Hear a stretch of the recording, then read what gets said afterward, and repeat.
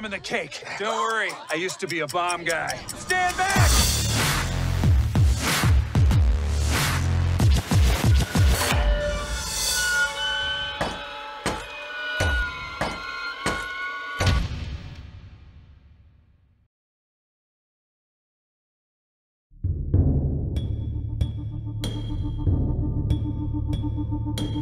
They have chosen to abuse us, to leave us behind and out here, injured, while their CEOs and shareholders get rich on our backs. They don't care about us. But guess what? They're not out here. Out here, it's just us. And we've got each other. And today, we finally have a way to force them to stop and listen. You're ready to go.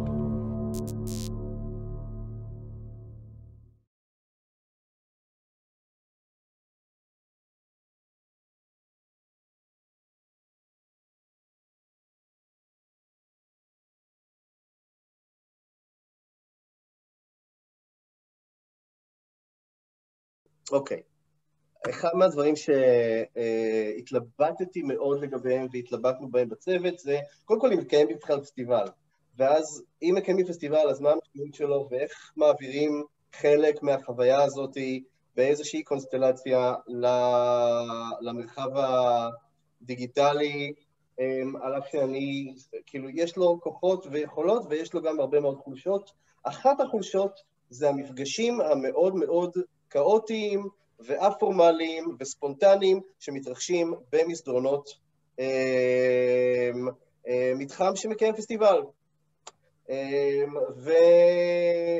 וזה לא כל כך ספונטני מה שקורה כאן, אבל זה הכי ספונטני שאפשר, ובגלל זה ביקשתי גם לבוא לא כל כך מוכנים, אלא יחסית טריים מהצפייה, וחשבתי על מי הייתי רוצה שיראה איזה סרט מתוך האנשים שאני מכיר וקרובים לפסטיבל, עם מקצועית ועם אישית ועם קרובים אליי, וחשבתי, ואני שמח מאוד שהסכמתם, ועכשיו אני קצת אעבור לאנגלית, ברשותכם, and I'll switch to English in order to invite Julia into the conversation. Julia Kloiber. I just gave a brief presentation of what we're doing, which is just, you know, trying and to do our best to to get some of the conversations that happen very informally and spontaneously outside of the cinema hall, just when we're done watching a film in a film festival.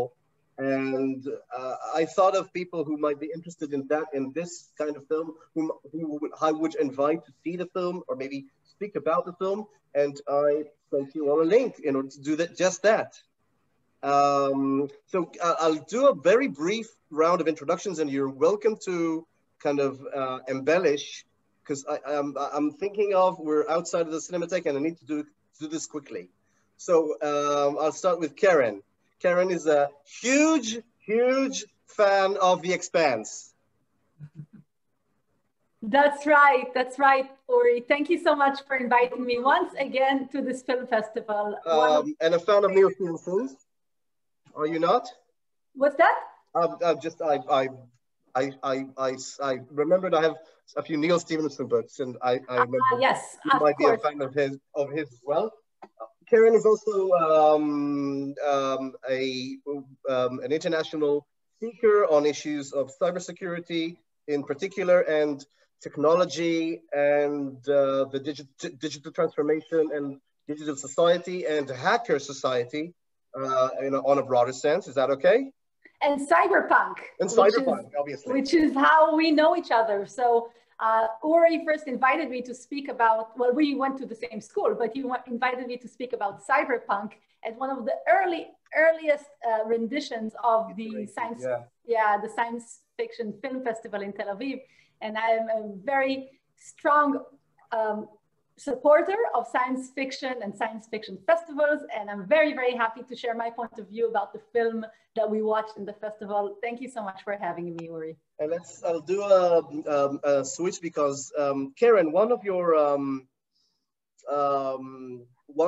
first, or maybe not first, but more prominent first speaking engagements was at the Republica conference. Is that true? Is that okay to say? And yeah.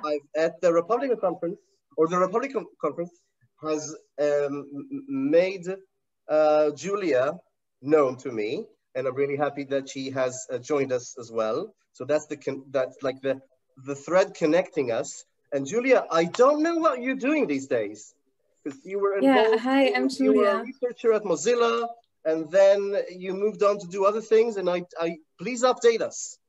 Sure, like apologies that I'm called iPad and the camera angle is terrible, but I'm having a glass of wine, and I'm very glad to be joining this group. I started an organization, a nonprofit organization called Super. It's a feminist technology think tank.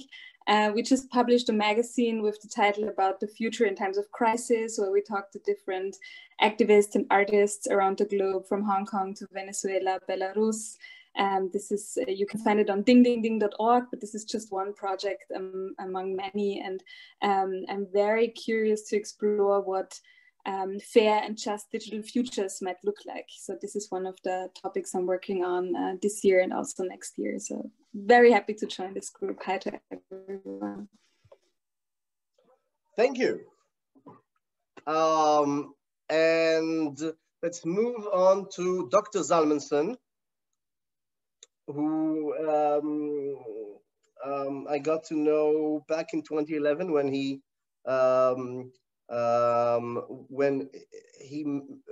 appeared in an article that I kind of was we had a focus back in 2010 or 2011 at the festival about the technological singularity, and I did this whole shebang about a lot of PR for it, and we had this huge article with a lot of interviewees, each of which I had made sure would be invited to be interviewed. And the only name I didn't know was Lior Zalmanson. So I made sure to know Lior, and we became very good friends and colleagues and partners. And he's an artist and a curator and the festival director for Print Screen, the Israeli Festival for Digital Arts and Culture. And you have a unique perspective on this film as well, I think. Yes, so I just want to remind you and everyone that you were super suspicious meeting me up. This was like the strangest first date ever. You were very, very, like you thought I was like this conniving master, and I was just innocently invited by this journalist. I had no clue what this story even is, but it was the beginning of a long-term friendship. The weird beginning. Yes, so maybe the most relevant thing that I do that relates to the film is that my research in the last couple of years, no, more than a couple, like 4 or 5 years by now, is about the future of work, and specifically about the field now called algorithmic management. And that's the idea that algorithms are inherently your bosses, and apps and platforms and so on and so forth. And you don't have a human boss anymore, so you are bossed around by non-human entities. And that's very much the case. It's not sci-fi. It's very much the case for Wolt carriers here in Israel. It's very much the case for Uber drivers, basically everywhere. And unfortunately, or fortunately, I don't know, it's a complex matter, and we can discuss it, but this might be the case for many more. And not just people who are necessarily, let's say, at the bottom of the socioeconomic. It's basically the case also for numerous remote workers. Since remote work now from COVID time is going to be it looks like it's going to be more prominent. Firms are likely to adopt, to implement a lot of control mechanisms to control work or workers from home, and they will probably be algorithmic. It makes sense for them to be algorithmic. So in a sense, more and more of us are going to be controlled and managed by algorithms in the near future. And that's the short 1 minute relation. And to our fourth invitee, Dr. Cook. I'm not sure where I know you from. I think it's because I was looking for someone to, yeah, we met at Uganda. Nimrod, through Nimrod. Nimrod introduced us. Okay, so this was even less than a year ago, I think. And then I was looking for a speaker for another film we have at the festival, and you were not available. And then we had then COVID happened, but we stayed in touch. Yeah, I was looking for a speaker about the effect, the political effects of the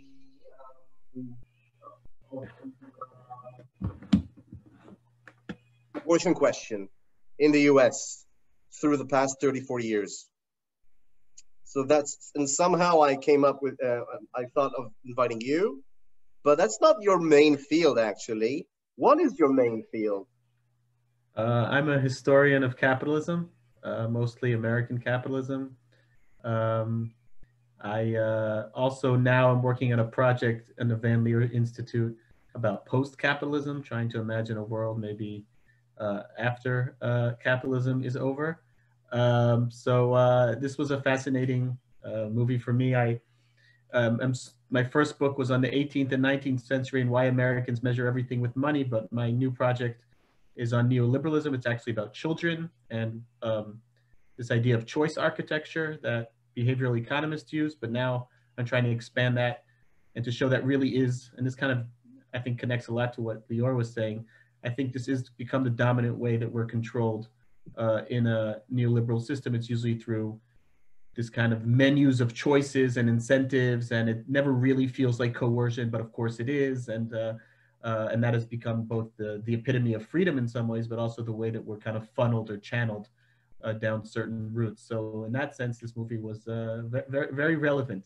So let's dive in. Let's just. I hope you didn't. I made a few notes while rewatching the film, actually today, and but let's just do a flash round of what did you think about the film? Ken, under 30 seconds.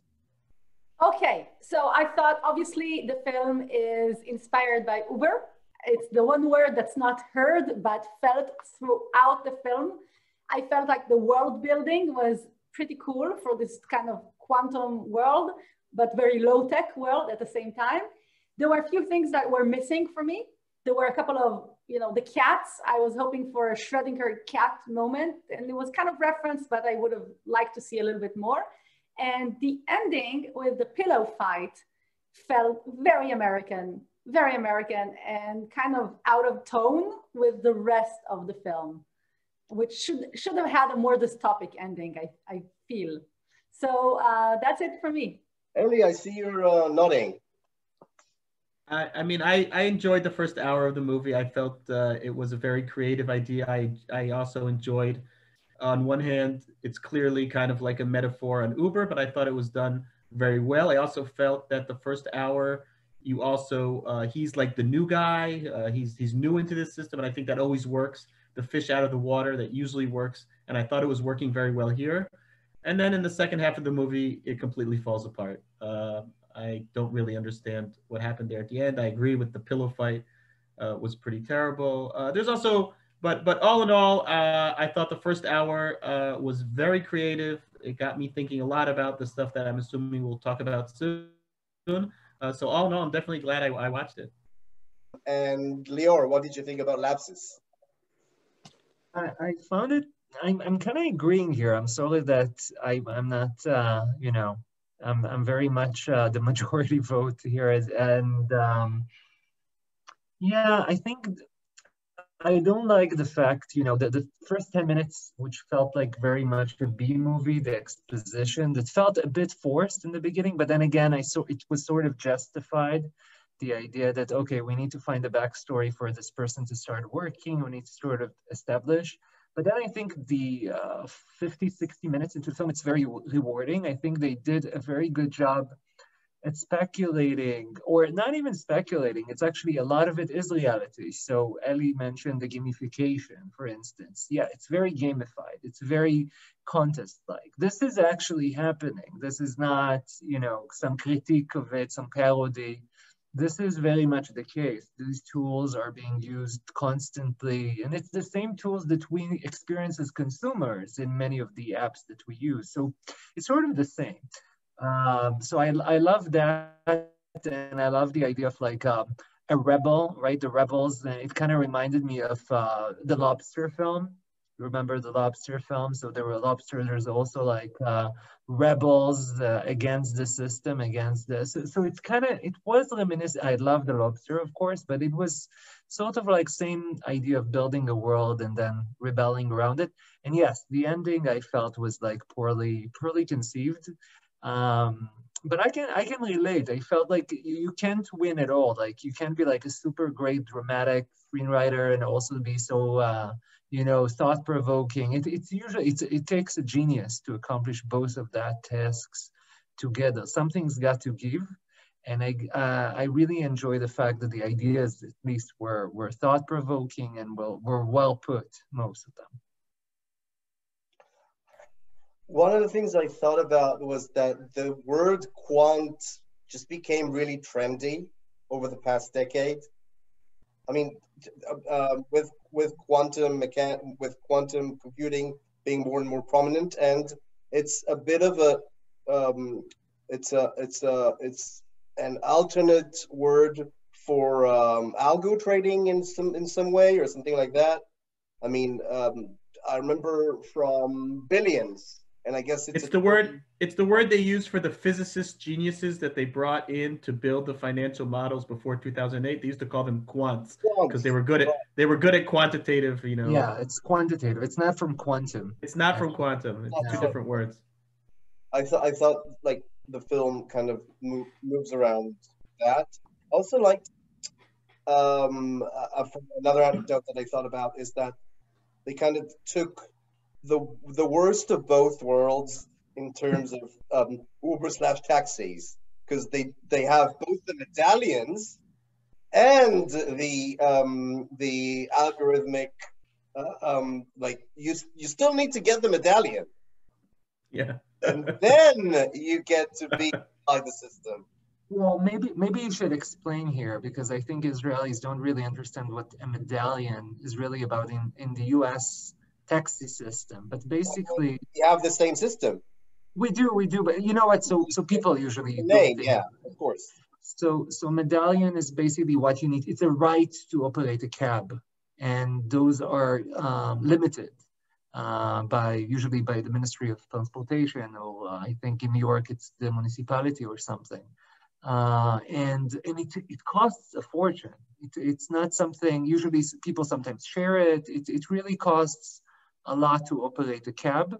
And when Uber arrived for instance, to the New York market, they really play the market by the fact that this startup cost doesn't exist anymore. So you just need your own car. So they broke the market, and there are a lot of stories, of course, about cab drivers committing suicide, attempting to commit suicide, and that's usually because, you know, they went into debt getting the medallion, and now it's worth less, or a lot less than they thought. They thought they were going to leave out of it and provide for their families, but it's not so much the case anymore. But then again, you could also make the case that sharing economy, so to speak, you know, nobody calls it anymore sharing economy because it's pretty clear you don't really share anything. It's not like, it's a gig, right? It's something that you do. It's not something really that you share.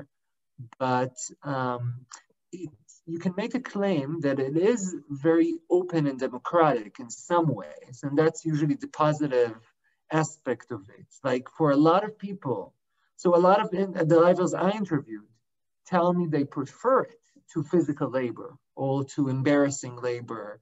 That was the alternative for them. You know, coming to New York, they can either like carry things for hours and get, you know, a boss which tells you when are your bathroom breaks, or they can get into Uber and feel free. And they do, to some degree, feel free. So that's where it is complex. And I like the fact that Lapsis happens in a forest, in something which is relatively free, looks like a day trip, looks out of the real world, and kind of you go hiking. It's a hike, and that's a big point of the film, I think. It's really good for you.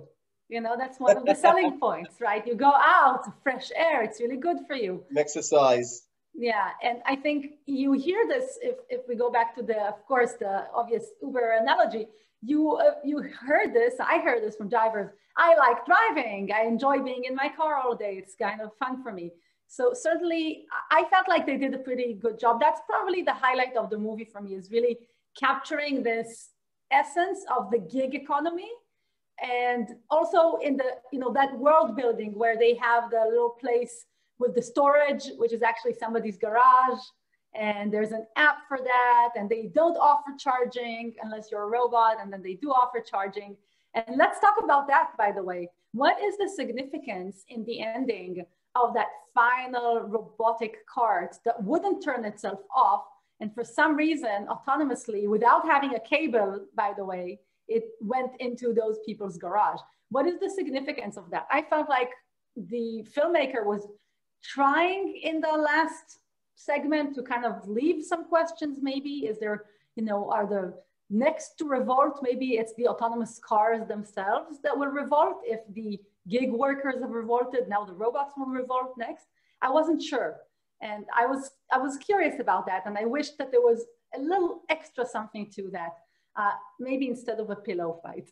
Do you have any thoughts, any of you, about the robots themselves? Because I think it's interesting.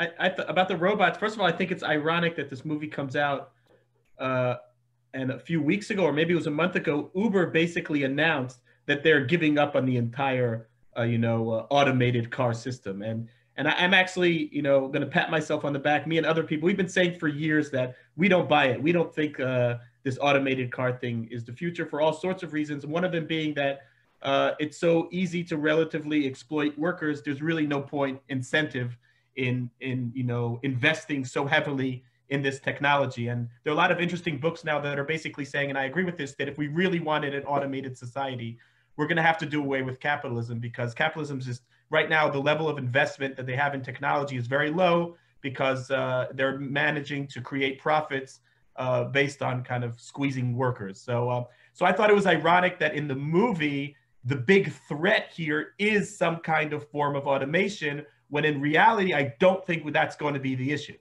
Eli, can I ask you a question? Sorry, can I ask you against that comment, actually? No, but what? Leo. Yeah. Go ahead. I just wanted to ask, did you mean capitalism, or do you mean automated society can't align with democracy? Or is it the same thing? No, I'm not talking about democracy at all. I'm talking strictly now in capitalist terms of investment. As I see it right now, if you look at capitalism in the last 40, 50 years, the automated narrative is pretty much a myth. Corporations are sitting on huge piles of money. They are not investing in largely in enormous forms of technology. They don't need to do that. They're basically creating other ways of mostly rent seeking through giant monopolies in order to profit. So right now, there just doesn't seem to be an incentive for this massive technology investment that you would need in order to really create an automated society. So that's, and I'm not inventing this here. I suggest people read the new book by Aaron Bananov, who is an important Marxist scholar who just came out with a book on the future of work. And that's pretty much his argument.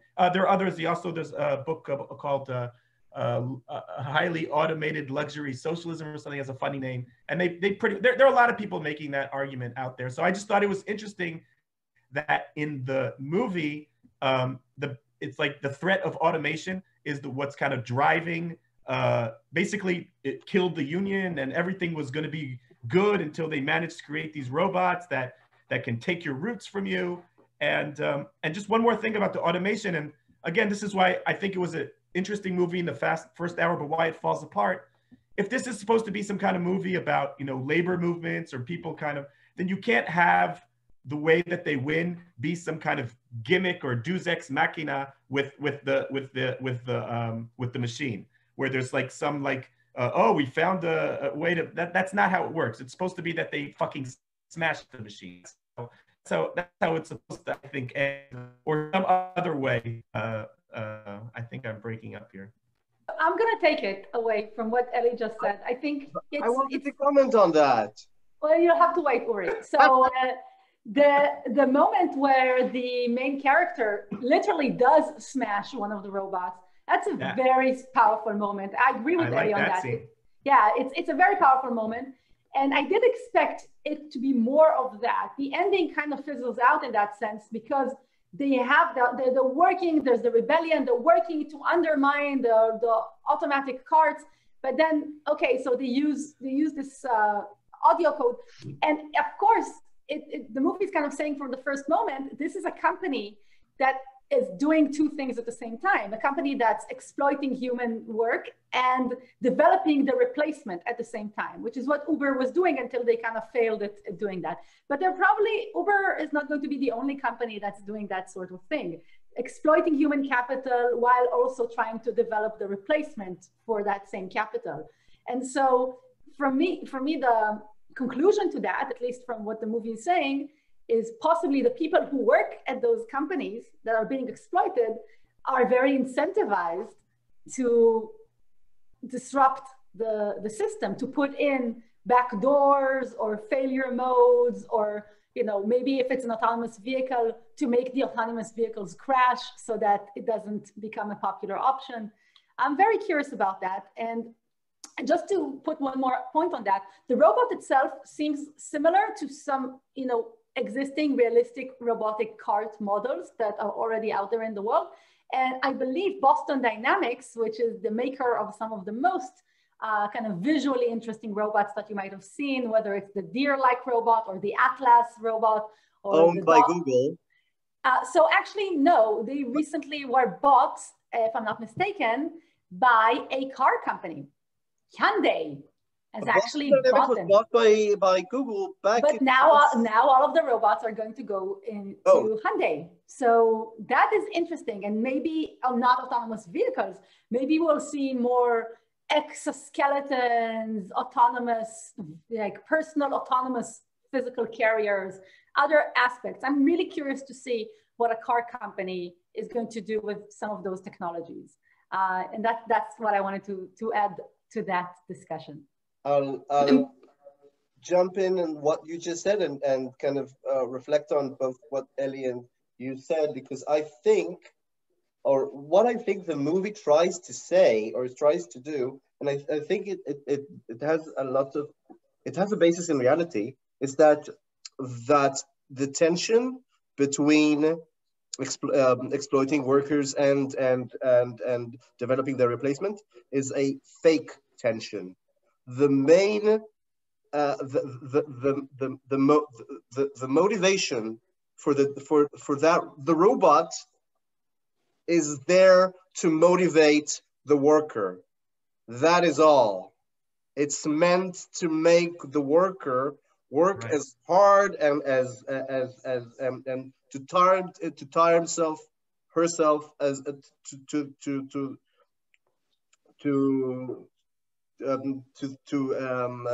to any degree possible, and that's the main point for that robot. And I thought, can I ask a question? That part wasn't clear to me. I felt like it's a tension between the robot machines and the robot humans, the two different robots. But if they created this new robot that does move really quickly through the terrain, then why do they need the people anymore? My thoughts are that obviously they don't need to create robots that I mean the mission statement for the robotics division for that company is a robot that works well enough to motivate the human workers. That's my point of view of that. Yeah, but Julia, you wanted to ask something? Or yeah, I was wondering if they also touch upon the aspect of invisible labor, because with a lot of these technologies, we have click workers, people who are categorizing things in the background, and the Uber driver is someone you can meet in real life and someone who can complain or tell you about their working environment and circumstances, but then the invisible click workers can't. And a lot of this is not as obvious as the delivery driver or Uber driver. That's a great point, Julia. And actually, Maya was also present in the conversation, and I did work on content moderators and did a show on that specifically in order to make the transparent or the invisible much more easy to understand and to grasp the phenomena. In this case, I think of the film, they did something interesting because again, it's people who lay cables in a remote location. So they're invisible to the regular folks, okay? So in that sense, they're invisible, while it's also cinematic.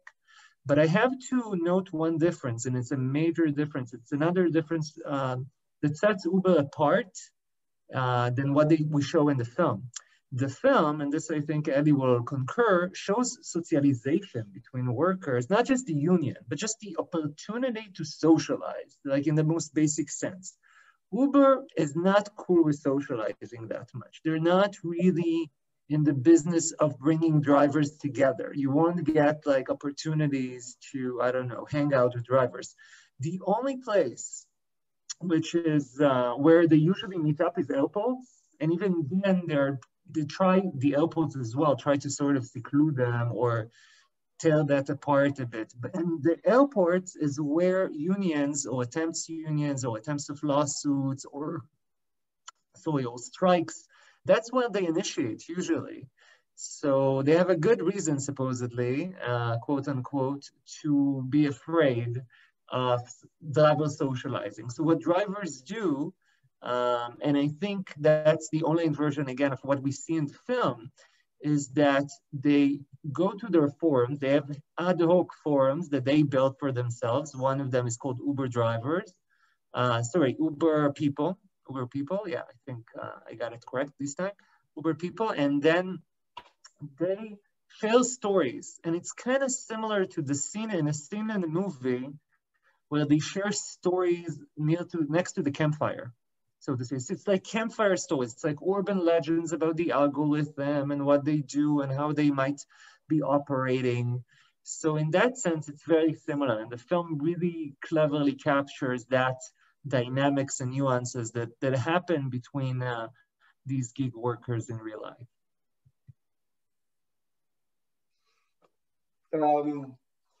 I thought that's a great point. I thought one of the more interesting moments was when they were sitting at the tent together and she was telling them about how usually they don't let people share the same route for more than 3 days, but she once had this person who she shared a route. I thought that was one of the more touching scenes in the movie. And I thought that was a great point about the airports too, about how hard it is and yet how important it is for these companies to keep us just being these individualized units on the screen and not have this. It's basically, you know, the fear of also just interaction outside of the application, right? I mean, we can't watch you when you're having this coffee break. We can't talk, we can't know what you're saying. I mean, usually we've gotten so used to just covering your every single step and every single move, and we know exactly, we have all this data, and now suddenly, you know, you're off the grid for a second, you know, you're talking to somebody. It's frightening to them. Last year, I did a workshop with human rights activists and lawyers, and we brainstormed what digital rights we will need in the future. And maybe that's also interesting in the context of the movie. Rather than being like reactive, as civil society organizations often are, and litigating against something, like trying to figure out what are rights that we might need in the future. And one of the rights was the right to disconnect, so the right to be offline from time to time, especially when we assume that in the future we'll maybe have implants or something, or chips. So, I mean, we're already connected all the time, right? So what about this new right, and what are other rights that we might need in the future in order to preserve individual freedom and individual rights, but also human rights. I want to get back to the end of the movie, because I just did not understand what the hell is that tea? What is he drinking? What is really that? I mean, what's going on there? Why is that happening? And then also that last scene with the robot that goes into the garage, I totally did not understand. Was that like, you know, Terminator 2, the robots taking over, or was that the exact opposite? I mean, how do you end a movie with a scene that is just so vague that no one understands what the hell happened there? Who wants to explain? No, I was thinking the same thing, Ellie, and I remember literally watching that scene with the robot going into the garage and thinking, well, now should come some sort of an ending scene, and then there was the end credits. Yeah. And with regards to the tea, you know, what's the tea, Christine? I think the tea is that it was just used as a way to connect the main character with the Lapsis guy, so that he's able to see the Hannah character, and to kind of, I don't want to spoil it if people haven't seen. Well, we're kind of spoiling it, aren't we? So it's okay for me to say. So it's kind that's a post film one. Don't worry. Yeah, so it was kind of a reason for him to go to that office and see the picture of her on the wall, and maybe go down that rabbit hole with the code. The whole tea thing. I feel like in the movie there's a couple of things where the filmmaker is trying to say, we live in a world that's made up of made up things. Like that Omnia disease seems to be somewhat made up. The treatments seem to be somewhat made up.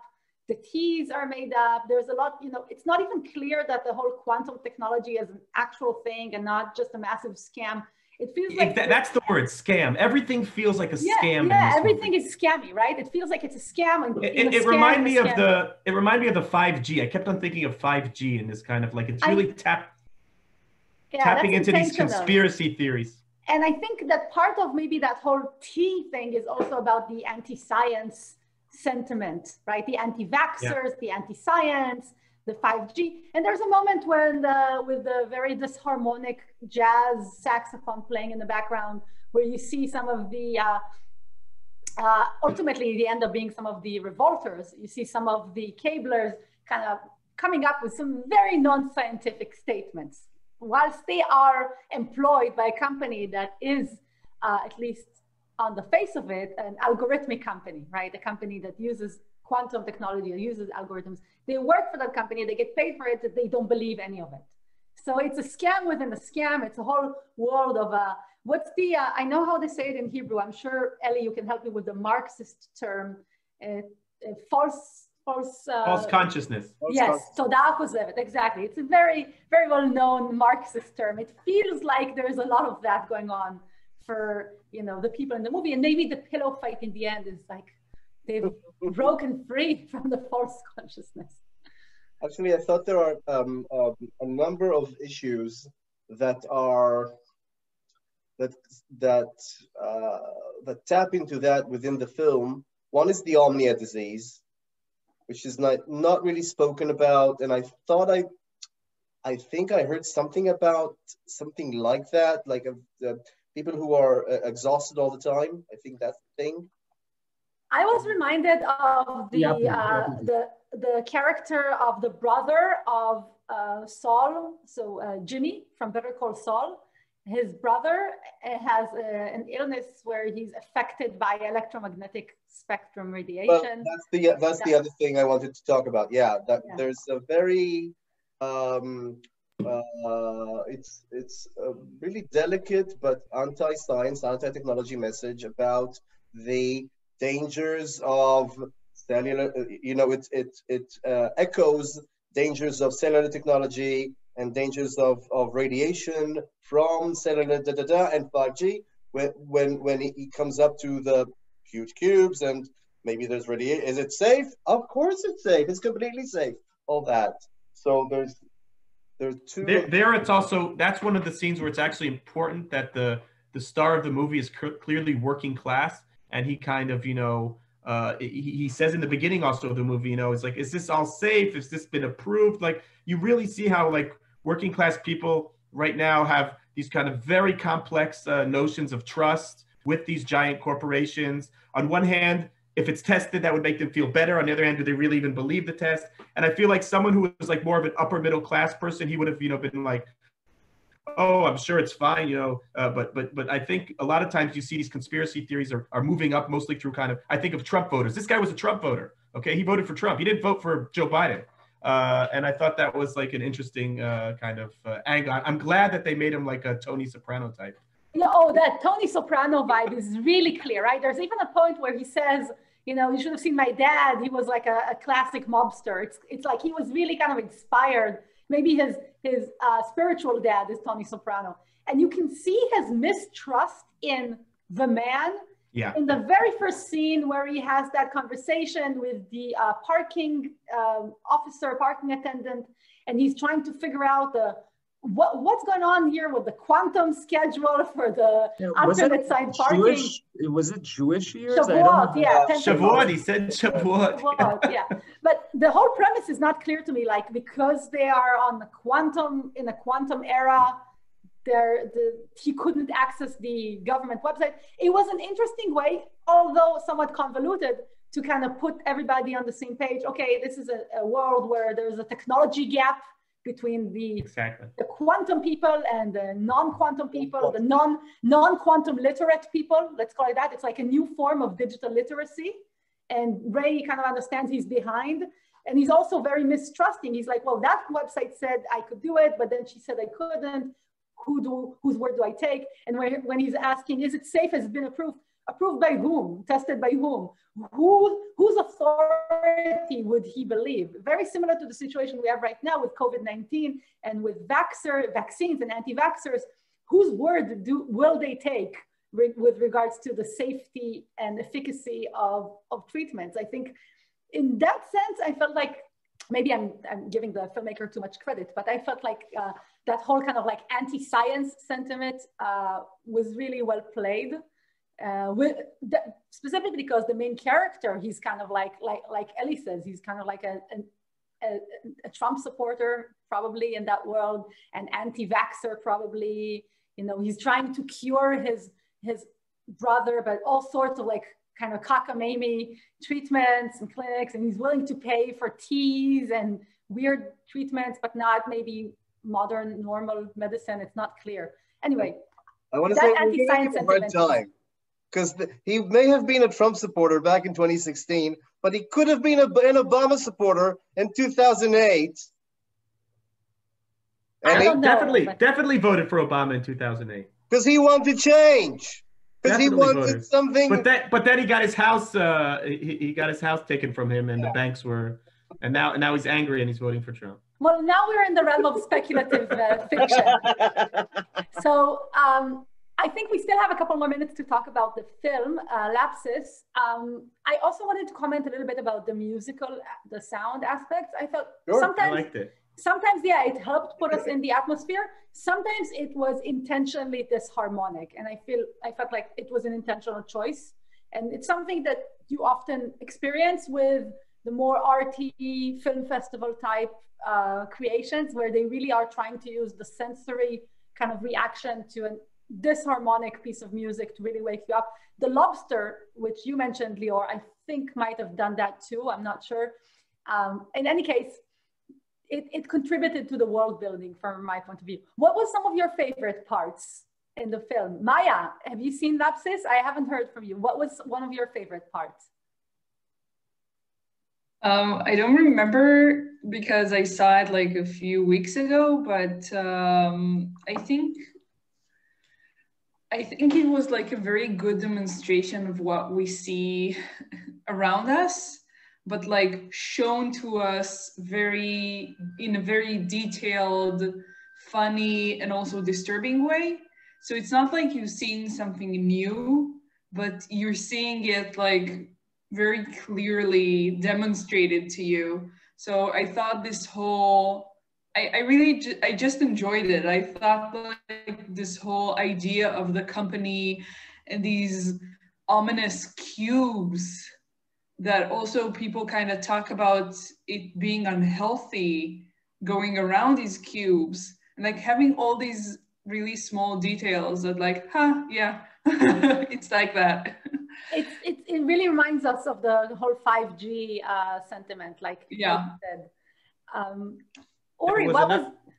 Sorry, I was going to say, there's another aspect to the movie we haven't talked about, which is identity theft. That's absolutely right. That's a huge part of the movie.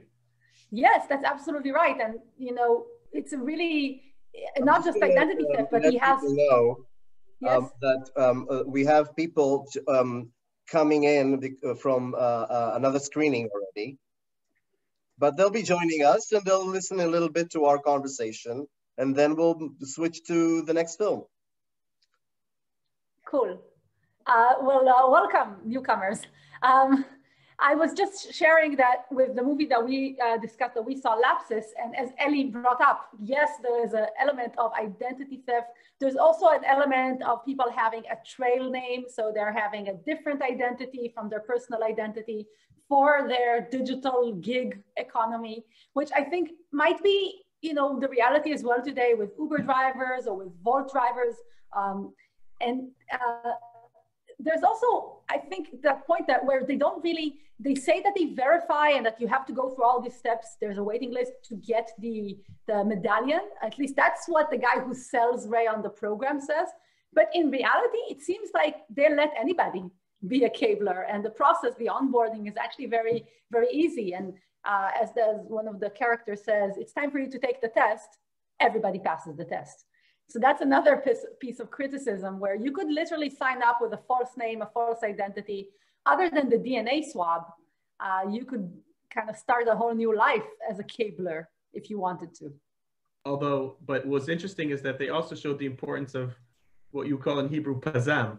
You know, he has all these, and they even have a discussion about social mobility there, which I thought was a little forced. But basically, these systems are designed so to kind of, the longer you're in them, you get more privileges and more rights and more like choices.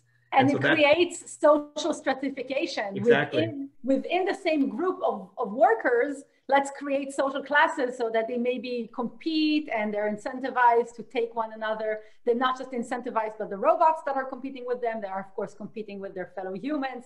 And maybe they're more likely to not be as helpful. Although in the actual world, in the actual world of the movie, he does get a lot of help from his fellow, cablers.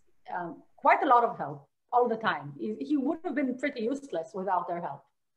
So I would just like to comment on the point you just made, the really great point about the competition. Of course, competition is inherent to capitalism, but that type of competition is actually very reminiscent of what you see in games, right? So it's actually like, I would say, like a very one-to-one type of point gathering and then privilege owning. And you see forums, online forums like Stack Overflow for computer scientists, for programmers.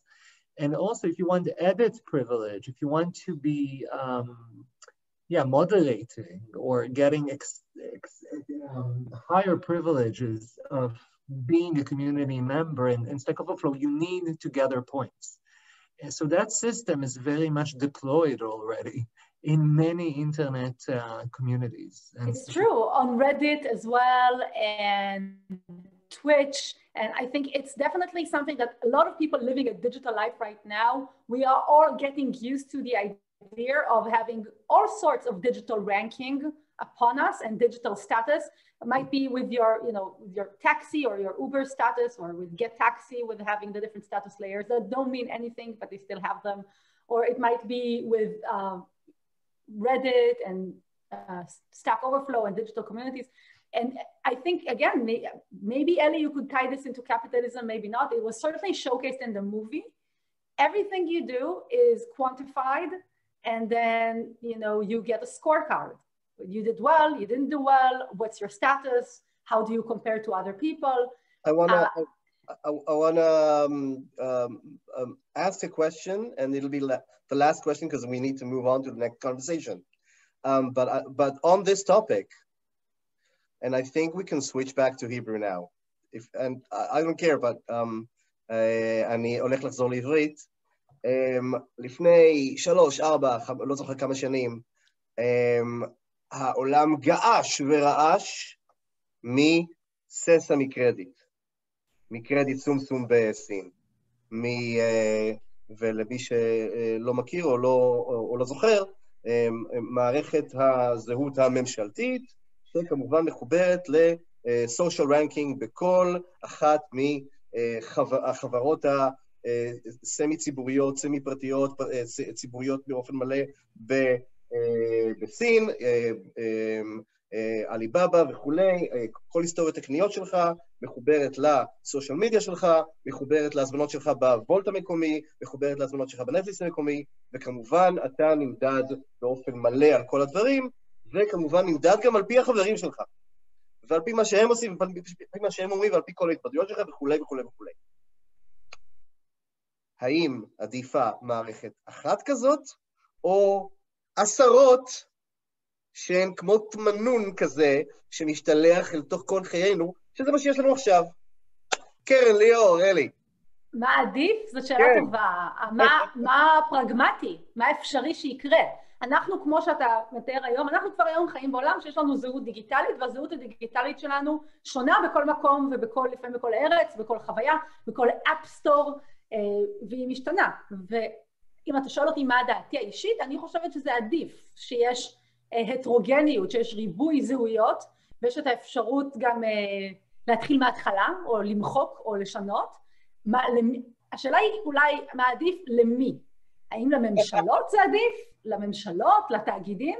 לא בהכרח. עבור תאגידים כמו נגיד פייסבוק למשל, עדיף שתהיה לך את הזהות הפייסבוקית שלך, הם מעריכים אותנו פה היום בסטרים, אבל עדיף שתהיה לך את הזהות הפייסבוקית, ועם הזהות הפייסבוקית תעשה לוגין ותיכנס לאפליקציות, וככה כמוצר פרסום אפשר יהיה לטרגט אותך בצורה הרבה יותר מדויקת.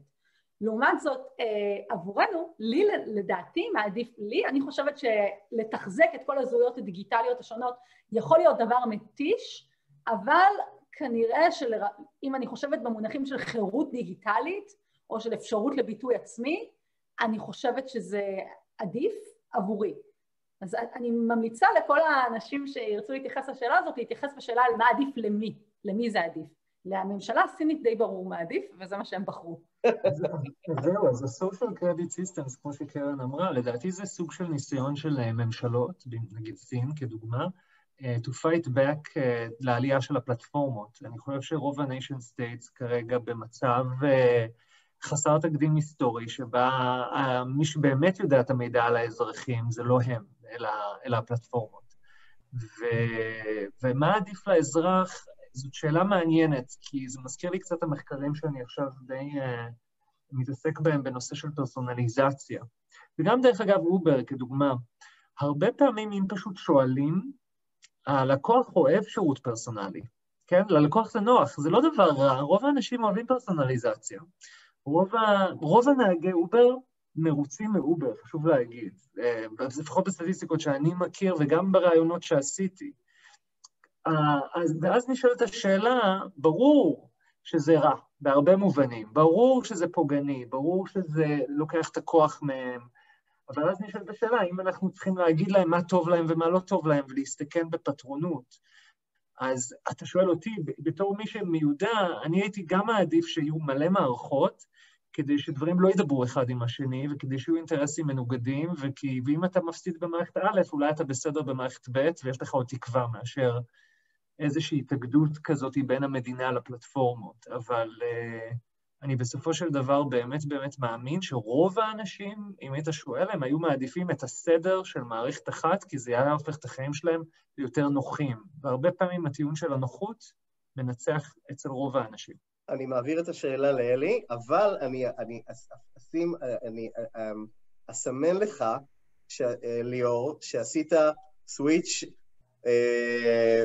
טריוויאלי, כן, אבל מעניין, בין אזרח ללקוח. נכון, זה מאוד דומה כבר נהיה. בטח בטרמינולוגיה של איך שמתייחסים אליהם. לא, לגמרי, המדינה, גוב, כל השירותי הממשלתיים, אומרים, האזרח הוא לקוח, זה לא מטאפורה, זה באמת ככה נעשה. אלי, נצטרך לסיים. לא יודע, זו שאלה קצת מדכאת, כאילו, איך אתה רוצה שישלטו בי? אתה רוצה שישלטו בי עם 10 תאגידים או עם 1? אני לא חושב שיש הבדל משמעותי. לא מעדיף תחרות. הצביעו פה על דברים שאתה תוכל להמציא את עצמך מחדש, אני מניח וכולי, אבל אני רק אסכם במשפט. בסופו של דבר, אני חושב שהסרט הזה, המטרה שלו היה להטריד אותנו, ואני חייב להגיד שליאור הזכיר בתחילת הפגישה הזאת את הנהגי מוניות שהתאבדו, בגלל שלא היה להם איבדו את כל החובות מהמדליונים. באובר יש גם את כל הדינמיקה בין הלקוח, the tyranny of the 5-star rating, מה שנקרא, הם לא יכולים להיות עצמם, הם תמיד צריכים. אני חייב להגיד, בסופו של דבר, לדעתי הסרט הזה מקל מדי על אובר. אובר הוא יותר זדוני ויותר מורשע בהרבה מובנים מאשר מה שהוצג בסרט. ולכן זה בעיניי כסרט שבא כביקורת, אני מרגיש שהוא היה קצת, לא יודע, קצת עדין איתם. אורי, אני רוצה לסיים את הדיון באיזושהי המלצה למשהו קצת יותר אופטימי וחיובי. סדרת טלוויזיה שאולי ראיתם או שמעתם עליה, ואני לא מדברת על The Expanse עוד פעם, קודם דיברתי על The Expanse, סדרה אחרת שנקראת Upload, שחוקרת עתיד של Afterlife דיגיטלי, ובסדרה הזו שהיא הרבה יותר כלילה ומצחיקה, ויש בה גם אלמנטים אופטימיים, עשו לדעתי עבודה נהדרת של ה-5-star tyranny, לדבר על הנושא הזה שכל התרחשות, כל אינטראקציה עם מישהו בעולם, זה בעצם עסקה, זה בעצם פעילות שיש לך אחר כך, אתה מקבל עליה 3 כוכבים, או 4 כוכבים, או 5 כוכבים, וזה משפיע עליך אחר כך בכל מיני אופנים. הם חקרו את הנושא הזה יפה. סדרה כלילה, לא מחייבת יותר מדי, ועוסקת בכמה מהשאלות שדיברנו עליהן היום. אז זו ההמלצה שלי אליכם, גם תצפו ב-The Expanse, עונה 5 עכשיו באמזון, וב-Upload, סדרה מצוינת. הסדרן פה מודיע לי שאנחנו חייבים לסיים. מוציאים אותנו מחוץ לאולם. תודה רבה, אתם כמובן להישאר, כן? ליאור ואלי וליאור, קרן ואלי וליאור, אני סומך עליך שאתה נשאר בכל מקרה. ולכל המצטרפות והמצטרפים החדשים, אני רק אציין שהתחלנו את הערב עם שיחה על לפסיס, סרט מדע בדיוני, שמדמה איזושהי מציאות אלטרנטיבית בעתיד הקרוב, אבל לא משנה, של עובדי גיג, עובדי חלטורה, ואני אגלה מבוכה אישית. אני אז לפני כמה שנים, אני נחשפתי למילה גיג אקונומי לפני, לא יודע, 10 או 8 שנים, הייתי בטוח שגיג אקונומי, שהמילה גיג, זה ראשי תיבות של משהו שאני לא מספיק מבין בו, כי אני לא יודע מה זה גיג. כי לא העליתי בדעתי שזה פשוט המילה גיג. הייתי בטוח שזה כאילו איזושהי ראשי תיבות של משהו. anyway, זה סרט מדע בדיוני שמדמה מציאות גיג אלטרנטיבית, בעצם מאוד ביקורתית כלפי אובר, ואני אשמח, אנחנו מזמינים אתכם גם לצפות בו. אנחנו עוברים לסרט הבא. אחד משני סרטים תיעודיים שמוצגים בפסטיבל השנה.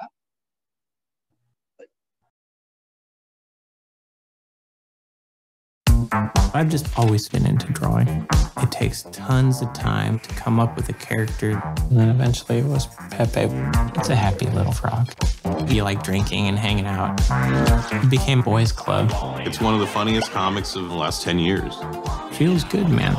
That was the frame that started it all. PP is the best. Pepe became a meme. I didn't even know what a meme was. There were all these boys trying to own each other on the message boards. In drops Pepe, right for the taking. He had gone dark. The white supremacist movement has taken over Pepe the Frog. Pepe escaped out there into the memosphere. It got so big that you couldn't reverse it. It seems incredibly random that this frog is going to represent white supremacy. Creating memes gave people who had never been involved in politics a way in. It was like making the internet real. I'm just a spectator to how things kind of evolve on the internet. It's a window into this dark place. Then it started to get strange. Pepe has permanently altered the course of history.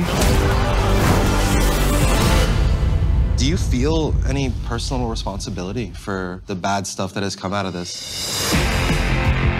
Whatever Pepe meant to all these other people didn't mean the same thing to me. I'm doing everything I can in my power to shut these assholes up. Answer the question I asked you. Can we turn a recognized hate symbol into a love symbol?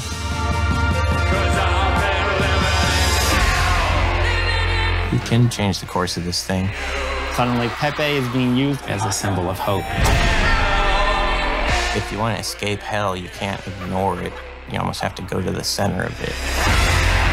Pepe the Frog is an omen because it's not going to go away until we hear the message that it has to say. So how did you pick the name Pepe the Frog? It sounded like pee-pee. To go pee-pee.